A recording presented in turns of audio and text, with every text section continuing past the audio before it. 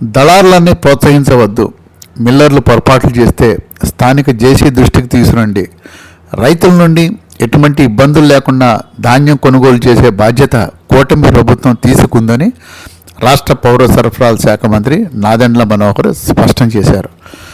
నెల్లూరు జిల్లాలో 20 రోజుల వ్యవధిలో 50,000 మెట్రిక్ టన్నుల ధాన్యం కొనుగోలు చేసినట్లు మనోహర్ తెలిపారు. తెనాలిలో ఏర్పాటు చేసినటువంటి విలేకరుల సమావేశంలో వైఎస్ఆర్సీపీ ప్రభుత్వ హయాంలో రైతులను ఏ విధంగా మోసం చేసిందని, ఈ ప్రభుత్వం అంటే కూటమి ప్రభుత్వం రైతులకు ఏ విధంగా అండగా నిలబడిందని వ్యత్యాసాన్ని సోదాహరణంగా వివరించారు. వైఎస్ఆర్సీపీ ప్రభుత్వ హయాంలో 2023-24 సంవత్సరంలో నెల్లూరు జిల్లాలో అప్పటి ప్రభుత్వం ఒక్క బస్తా ధాన్యం కూడా రైతుల నుంచి కొనుగోలు చేయలేదని గుర్తు చేశారు. అప్పట్లో ఏ స్థాయిలో స్కాములు చేశారంటే సివిల్ సప్లై శాఖ ఉద్యోగుల ఇళ్లలో రోలెక్స్ వాచ్లు, స్కోడా కార్లు వంటివి ఉన్నాయంటే అర్థం చేసుకోవచ్చని అన్నారు. రైతులకు అందించాల్సిన సొమ్మును దుర్వినియోగం చేశారని ఆరోపించారు మంత్రి మనోహర్.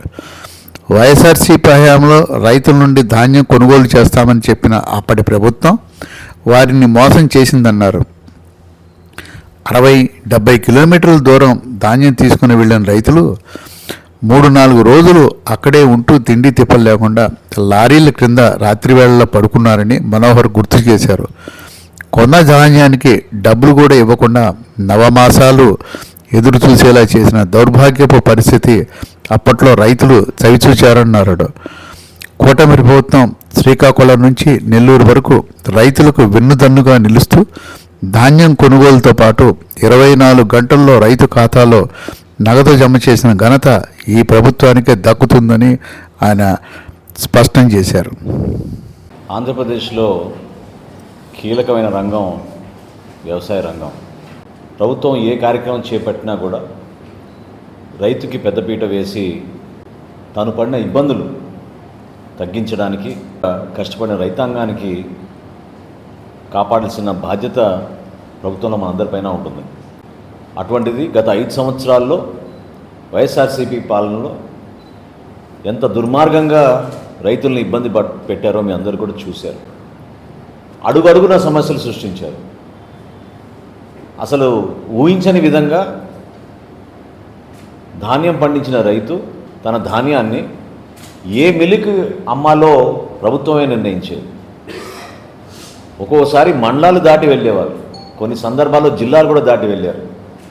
70 కిలోమీటర్లు 60 కిలోమీటర్లు కష్టపడి పండించిన ధాన్యాన్ని ఒక పక్క వర్షం వస్తుందన్న ఆందోళన, ఆ సందర్భాల్లో వేరే ప్రాంతాలకు వెళ్ళి తెలియని వ్యక్తుల దగ్గర 5-6 రోజులు పడిగాపులు కాసి లారీల కింద పాపం నిద్రపోయి చివరికి అక్కడ కూడా మోసం చేసి తేమ శాతం ఎక్కువ ఉందని తరుగు చూపించి పేటీఎం ద్వారా చేతిలో డబ్బులు లేవంటే పేటీఎం ద్వారా బలవంతంగా డబ్బులు కట్టించుకొని ఎన్ని మోసాలు చేశారో మనం చూసాం. ఈరోజు నిజంగా ఒక గర్వకారమైన రోజు. ఒక మైలురాయి చేరాం, ఒక హిస్టారికల్ మైలురాయి. I feel very proud. నిజంగా ఈ రోజున రాష్ట్ర ముఖ్యమంత్రి చంద్రబాబు నాయుడు గారి నాయకత్వంలో, మన ఉప ముఖ్యమంత్రి గారు పవన్ కళ్యాణ్ గారి ప్రోత్సాహంతో ధాన్యం కొనుగోలు విషయంలో మా కూటమి ప్రభుత్వం ఈ రోజున అద్భుతంగా ఈ కార్యక్రమాన్ని ఖరీఫ్ మాసంలో ముందుకు తీసుకొచ్చాం. రాష్ట్ర వ్యాప్తంగా మేము కొనుగోలు చేసిన ధాన్యం 8,003 కోట్ల రూపాయలకి చేరింది. గతంలో ఎప్పుడు కూడా ఆంధ్రప్రదేశ్లో ఈ స్థాయిలో కొనుగోలు జరగలేదు. రకరకాలుగా దుష్ప్రచారాలు చేశారు, అనుమానాలు సృష్టించారు. అసలు నిజంగానే ప్రభుత్వం కొనుగోలు చేస్తే డబ్బులు వాళ్ళకి అకౌంట్లో వేస్తారా అని కావాలని కొన్ని సమస్యలు తీసుకొచ్చారు. కల్లాల దగ్గరనే రైతులు వాపోతున్నారని, సరుకులు కొనేవారే లేరని, క్షేత్రస్థాయిలో ఏదో అపోహలు సృష్టిస్తే ఈ వ్యవస్థకి చెడ్డ పేరు తీసుకొచ్చే విధంగా ఒక దుర్మార్గమైన ప్రచారం చేశారు. 34,78,445 మెట్రిక్ టన్నులు ధాన్యం కొనుగోలు చేశాం. 8,003 కోట్ల రూపాయల 22 లక్షల రూపాయలు విలువ చేసే ధాన్యాన్ని రైతులందరికీ కూడా మనస్ఫూర్తిగా వాళ్ళకి నమస్కరించుకుంటూ 24 గంటల లోపే వాళ్ళ ఖాతాలోకి జమ చేశాం. ఇది మా కూటమి ప్రభుత్వం యొక్క చిత్తశుద్ధి. ఆర్థిక ఇబ్బందులున్నా కూడా దీనిపైన లోతుగా అవగాహన తెచ్చుకుని ఎక్కడ పొరపాటు జరగకుండా ఒక నూతన ఒరవిడికి ముఖ్యమంత్రి గారు సలహా మేరకు 48 గంటల్లోనే డబ్బులు జమ చేస్తామనే మాట మేము ఇచ్చినప్పుడు 48 గంటలు కాదు 24 గంటల్లోనే మేము ఈ డబ్బు వాళ్ళ ఖాతాలోకి జమ చేశాం. చిన్న ఉదాహరణ చెప్తా, 2-3 ఉదాహరణలు. గుంటూరు జిల్లా గత సంవత్సరం వైఎస్ఆర్సీపీ ప్రభుత్వంలో మన గుంటూరు జిల్లాలో కొనుగోలు చేసింది 4730 మెట్రిక్ టన్నులు. కేవలం 4730 మెట్రిక్ టన్నులు కొనుగోలు చేశారు. అదే మన కూటమి ప్రభుత్వం 40,009 మెట్రిక్ టన్నులు కొనుగోలు చేశాం. అంటే 746% గత సంవత్సరంతో పోలిస్తే మనం ధాన్యం కొనుగోలు చేసాం. ఇంకా పల్నాడులో అయితే చెప్పవసరం లేదు, వాళ్ళు కొనుగోలు చేసింది కేవలం 67 మెట్రిక్ టన్నులు. మనం కొనుగోలు చేసింది 13,572 మెట్రిక్ టన్నులు. అంటే ఎంత తేడా, ఎంత వ్యత్యాసం ఉందో చూడండి. 20,000% తేడా ఉంది వాళ్ళకి మనకి. డబ్బుల విషయంలో కూడా మీరందరూ చూశారు. ఖరీఫ్ మాసంలో వాళ్ళు పూర్తిగా రైతుల్ని ఎంత ఇబ్బంది పెట్టారంటే కేవలం వాళ్ళు కొనుగోలు చేసింది 5,690 కోట్ల రూపాయలు. అందులో కూడా బకాయిలు పెట్టి వెళ్ళిపోయారు. 5,690 కోట్ల రూపాయలు వీళ్ళు ధాన్యం కొనుగోలు చేసి రైతుల్ని మోసం చేసి 6 నెలలు 9 నెలలు డబ్బులు ఎప్పుడు పడతాయి, అసలు నిజంగా డబ్బులు పడతాయా మన ఖాతాల్లో కానీ భయంతో రైతులు ఆందోళనతో ఉన్నప్పుడు కూటమి ప్రభుత్వం ఆదుకుని గత ప్రభుత్వం చేసిన అప్పుల్ని రైతుల్ని మోసం చేసి వాళ్ళు ప్రభుత్వం దిగిపోయిన తర్వాత మా కూటమి ప్రభుత్వం 1,674 కోట్ల రూపాయలు మేము వచ్చిన నెల రోజుల్లోనే రైతుల ఖాతాల్లోకి మేము జమ చేశాం. అంటే ఇంకా జరుగుతుంది ఖరీఫ్ రబీ. ఇప్పుడు మేము నెల్లూరు జిల్లాకి కొనుగోలు చేయబోతున్నాం. ఆ వివరాలు కూడా ఇస్తాను మీకు. మన ప్రభుత్వం కూటమి ప్రభుత్వం ఇప్పటికే 5,49,000 మంది రైతుల దగ్గర ధాన్యం కొనుగోలు చేశాం.